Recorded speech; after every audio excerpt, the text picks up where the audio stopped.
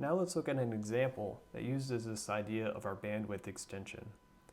So what we want to do is we want to determine the bandwidth of a feedback amplifier. And we're told that this feedback amplifier has a low frequency open loop gain of A0 equals 10 to the fourth. We know that the open loop bandwidth is omega h is 2 pi times 100 radians per second. And we're also told that the closed loop low frequency gain is A sub f of 0 equals 50. And so of course, remember, this is our S, which is equal to j omega. So in this case, we're talking about a DC gain. And so where we're going to want to start with this is we're actually going to go back to our basic equation that related our gains, our open loop and our closed loop gains for our block diagram of the basic amplifier. And the reason for that is because we have our low frequency gain for our open loop configuration, as well as a low frequency gain for our closed loop configuration. So we're going to go back to that equation where we said our closed loop gain, and to be complete, we'll put that that's at 0, is equal to our low frequency open loop gain divided by 1 plus beta times our low frequency gain of the open loop system.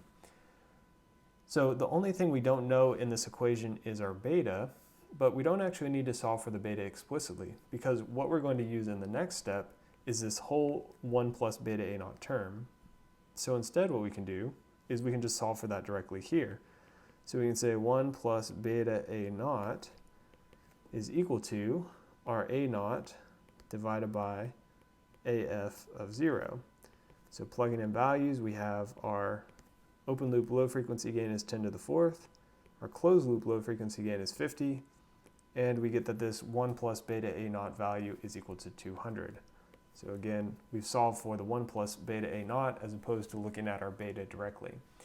So now if we want to find our bandwidth of this feedback amplifier, we can say that is omega of FH, so our upper 3 dB frequency with the feedback.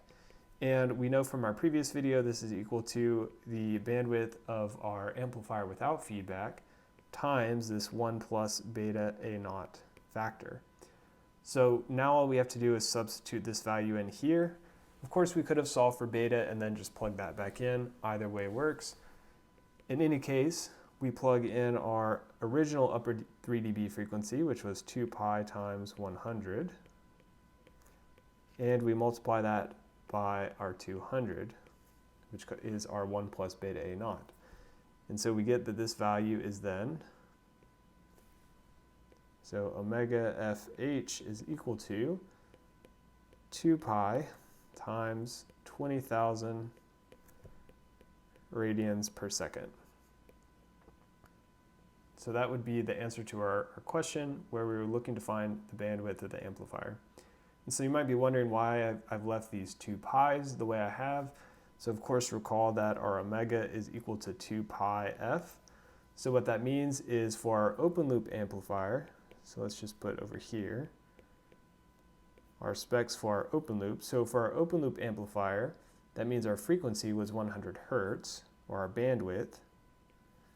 So let's put our bandwidth was 100 hertz. And of course we had our gain. Low frequency gain was 10 to the fourth. Now for our closed loop case, we can see from our final answer there that our bandwidth is equal to 20 kHz. And our gain, which was given in the initial problem, AF of 0 for low and mid-band frequencies, is only 50.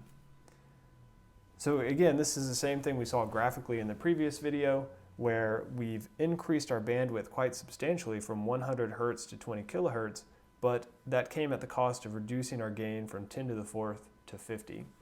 It's worth noting that, of course, in both of these cases, we're going to have the same bandwidth gain product, or the same gain bandwidth product. And so in this case, regardless of which of these two columns you look at, we see that that comes out to be 10 to the 6. And so that should be constant for the system, regardless of whether we're employing the feedback or not.